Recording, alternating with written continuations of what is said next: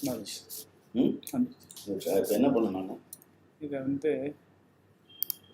இந்த வீடியோ ஆரம்பிச்சுட்டு இதை காப்பி பண்ணுங்க. அது அப்படியே இருக்கும், அது பாட்டுக்கு இருந்துட்டு இருக்கும். நீங்கள் வந்து ஆட்டோமேட்டிக்காக ஸ்க்ரீனை ஷேர் பண்ணிங்கன்னா அது ஷேர் ஆகிடும். ஓகே, நீங்கள் கூகுள் மீட்டை போய்ட்டு இந்த லிங்க்கு கிளிக் பண்ணிட்டேன். அந்த லிங்க்கு யாருக்கும் மெசேஜ் இது போட்டுருங்க. இல்லை இப்போ என்ன பண்ணணும்? இப்போ நான் பண்ணது இப்போ நீங்கள் நார்மலாக எடுக்கும்போது எடுக்க வேண்டியதான்.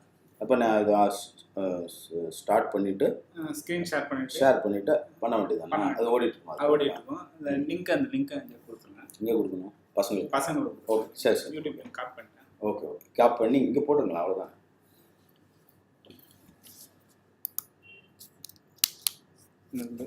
இந்த ஸ்ட்ரீமிங் இருக்குது அதுங்க. சூப்பர். அது இன்ஸ்பெக்ட் பண்ணல நம்ம. இப்போ வர முடியாது ஒன்றும் பிரச்சனை. அதுக்கப்புறம் நம்ம பாட்டு ஆட்டோமேட்டிக்காக போயிடுவோம். சேவ் பண்ணுறது பார்த்தீங்கன்னா உங்கள் இதில் வந்து மூவியில் போய் பார்க்கணும் இந்த வீடியோ. சரி, ஓகே, இன்ட்ரெஸ்டிங். இப்போ வந்து நான் அந்த இதை போட்டுறேன். இது நல்லா இருக்கும், பெஸ்ட்டு. Okay okay. இந்த சென்னைசரு ஓகே தான். இந்த இது போயிருந்தது, வாங்கிட்டு போட்டாங்க. சரி சார்.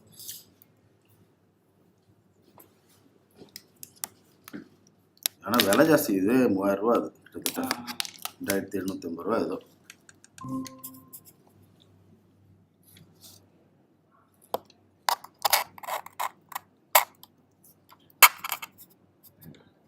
இடம் இல்லை நினைக்கிறேன்.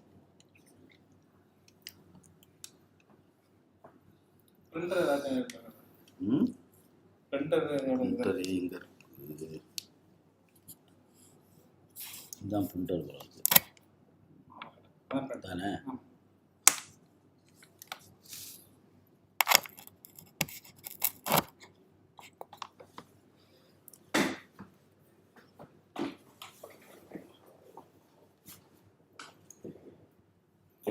say something.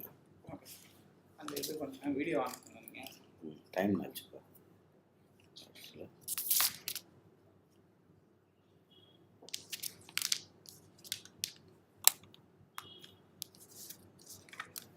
இங்கேயா மேலையா?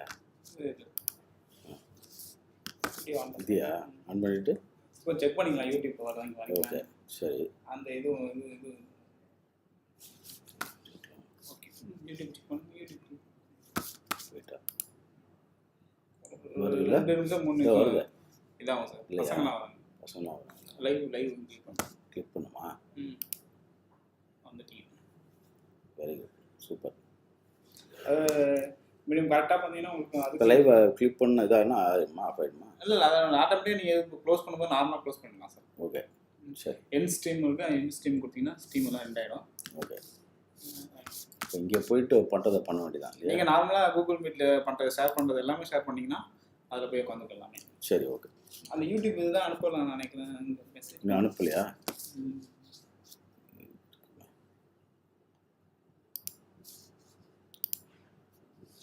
இங்கே ஒரு சேட் வரணுமே, ஏன் வரல சேட்டு?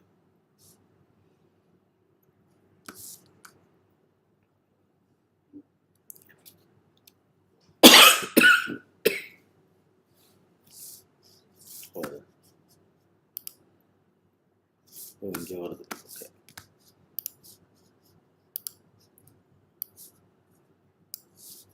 எப்படியாவது ஏதோ ஃபங்க்ஷன் எஃப்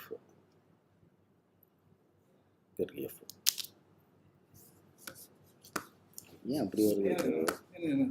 இதை வந்து இது பண்ணிக்கலாமா? அதில் இல்லை வேறையா? இந்த இது பண்ணிக்கலாமா? இது வரமாட்டேங்குது. ஓகே, இந்த இது ஐ திங்க் இதுதான் ப்ராப்ளம்.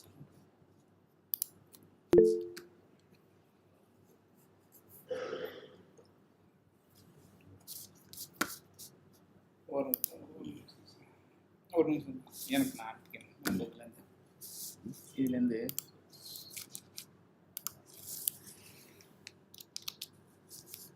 இந்த யூடியூப் லிங்க். ஓகே செக் பண்ணுங்க. சரி. இதெல்லாம் வெளியில் வரலாம் இல்லையா? இதுலேருந்து நீங்கள் க்ளோஸ் பண்ணிக்கலாம். இதை க்ளோஸ் பண்ணிக்கலாம். ஓகே. மற்றபடி நீங்கள் நார்மலாக ஸ்க்ரீன் டெஸ்ட்.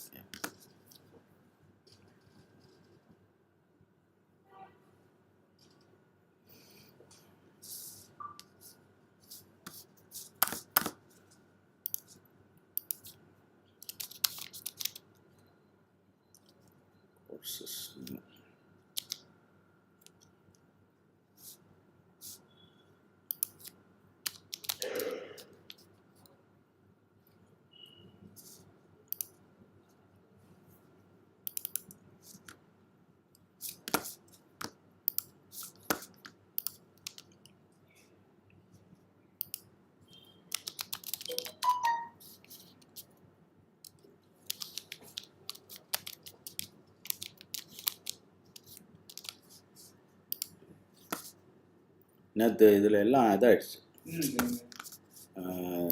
நாங்கள் போட்டதெல்லாம் போயிடுச்சு. அதான் இப்போ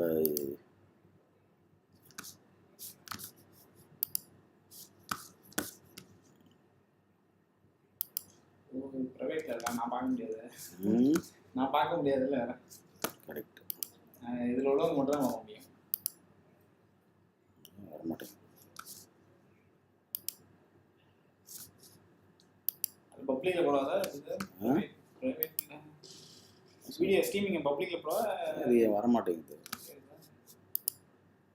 ஓகே.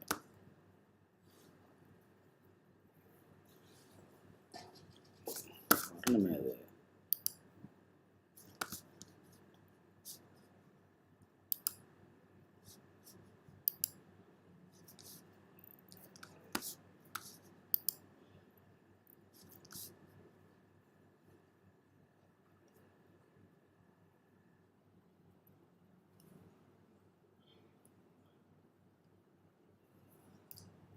ஸ்ட்ரீமில் பப்ளிக்கில் இருக்கிற மாதிரி இல்லை ப்ரைவேட்டில் இருக்கிற மாதிரி நம்ம தேவைப்படும் போது மாற்றிக்கலாமா? தேவைப்படும் போது மாற்றிக்கலாம். பப்ளிக்கில் இருக்கா? பப்ளிக்கில் இருக்காப்பா? இல்லை ப்ரைவேட்டில் வச்சுருக்கேன். அதை பப்ளிக்கில் மாற்றினா பண்ணிக்கலாம். பட் பசங்க பார்க்க முடியுங்களா அவங்க? அதான் சார், அதான் சார் நான் பப்ளிக்கில் வச்சிடுறேன். வச்சுட்டு ஒரே பேருக்கு மட்டும் வச்சுட்டோன்னா இது பண்ணிக்கலாம். பட் எனக்கு வரல. எனக்கு இது பப்ளிக்கில் போகிறது நல்லதா? பப்ளிக்லையா சார்? அது எவனாவது கண்டபடி ட்ரோல் பண்ணுவாங்க சில சமயம். Okay sir. நான் அப்புறம் ப்ரைவேட்டில் இருக்கட்டும். லிங்க் கொடுத்துக்கலாம், பசங்க போய் பார்த்துக்கலாம்ல. அப்படியே நீங்கள் தேவைப்படும் போது இந்த இதை அனுப்பிடுங்க, வீடியோ அனுப்பிடலாம். வீடியோ இல்லை லிங்க் அனுப்பிடலாம், அக்சஸ் கொடுத்துட்டு. இல்லை இப்போ நம்ம லிங்க் போட்டிருக்கோம்ல, அது பசங்க பார்க்க முடியுமா? பார்க்கலாம் சார். பார்க்கலாம் சார். உங்கள் இதில் குரூப்பில் யார் இருக்காங்களோ அவங்க மட்டும் தான் பார்க்கலாம். அதான் இது எஜுகேஷன் இதில் அப்படி தானே இது பண்ணிக்கலாம். Just ask them to see if it's கேளுங்க சார், அதோட செக் பண்ணிக்கலாம் சார். என்ன இப்படி வருது இது?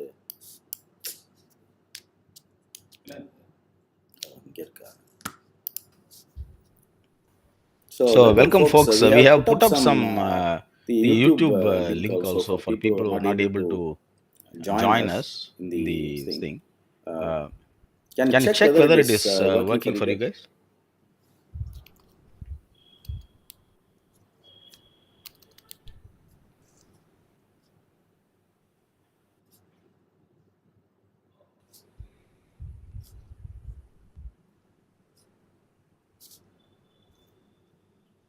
Are you able to hear me guys?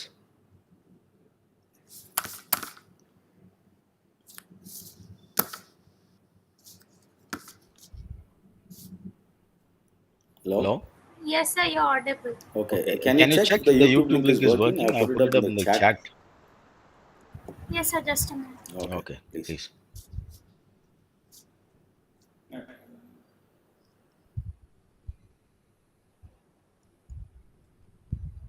No, sir, it's showing the video is unavailable. This video is private. Then probably you have to make it public. That's what you have to do it. Okay, shall you do it public? Okay. Edit. Okay.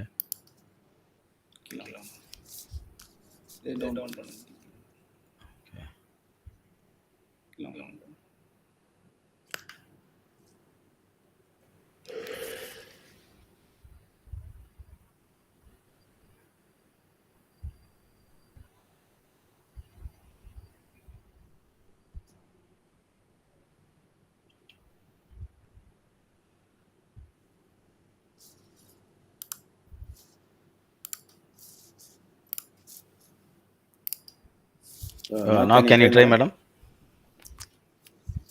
Yes. Okay. இங்கே இங்கே பார்க்கலாம்ல. Okay, you try. Okay. Yes, sir. It's working. Oh, fantastic. Thanks. Oh, thanks. அது class முடிஞ்சிருங்க sir. Yeah. அது நம்ம private பண்ணுவோம். Okay, no problem. We'll do that. Okay. நான் நான் போய் பண்ணுறேன். Okay, fantastic. So today we'll do few things. We'll also take a look at some teasers. I think already I have put up the teasers. Those who can attempt, I see a few attempts from people. We'll also just look at the teaser first. Then I want to today present a very slightly disturbing video. It's not like Bishum or nothing of that sort, but we are going to do bioethics today. So in that sense, there was a human experiment, human subject experiment that was as the Nazi trials were going on in Nuremberg. In America, they were actually testing syphilis study on the human subjects. And so that was actually one of the most unethical bioethical experiments. So we have to actually look at it. So there is a 20-25 minute video, which is like a documentary. Then I'll give my presentation. But before that, as people come in, we'll do this 10 minutes, takes 5 minutes to kind of look at the thesis. It's only 10 questions. And it's very easy for you guys anyway. So, but the main thing is, just think of this course as not something that you just do for the sake of, there's not even credit for this course. But remember, this is going to be very useful for you, especially in the artificial intelligence age and also doing startups and many things where you guys are going to business more. Earlier we'll go into research and we'll also go into academics. So your options were slightly limited, but now the options are so much that you will become your own boss. Therefore, you'll be more responsible for your actions. So in that sense, you have to be very careful in what you are doing. And that is why this course becomes even more important. Even though the institute doesn't treat it very respectfully, but the reason why I am very interested in this course is because I see the impact that it's going to have in you as well as through you on the society. So it's very important that we treat this course. And remember, this is not for the exams. This is purely you have to gain some knowledge so that you can use it without really worrying about your exam scores and grades and stuff like that. Okay, because this is not really going to affect your grades or anything. So in that sense, this is not your typical course. And also, this is not your typical course because the subject matter is also very different.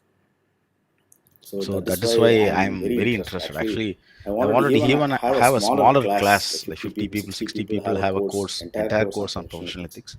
But that is not possible because we need to cover the entire final years. So that means you are talking about 1,200, 1,400 students. So I can't have a course for 50 students. It's not possible. So hopefully some point of time we'll have an NPTEL course and where we can also share our experiences with the other people. This is one of the reasons why I'm always very interested in to teach this course, even though students are not really here to. They are here because of the compulsion, not because of their volition. Right? So, but anyway, I like talking to students and I like working with students. Any questions, folks? Before we start, I think as people are entering slowly, you'll just discuss any questions you guys want to ask.